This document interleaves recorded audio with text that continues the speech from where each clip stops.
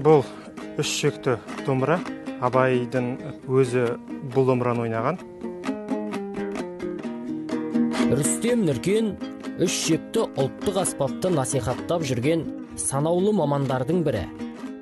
Болат Сарбаевтың жазу бойынша бұл үш шекті домбырадағы орындаушылық өнер өте көне заманнан келе жатыр дейді.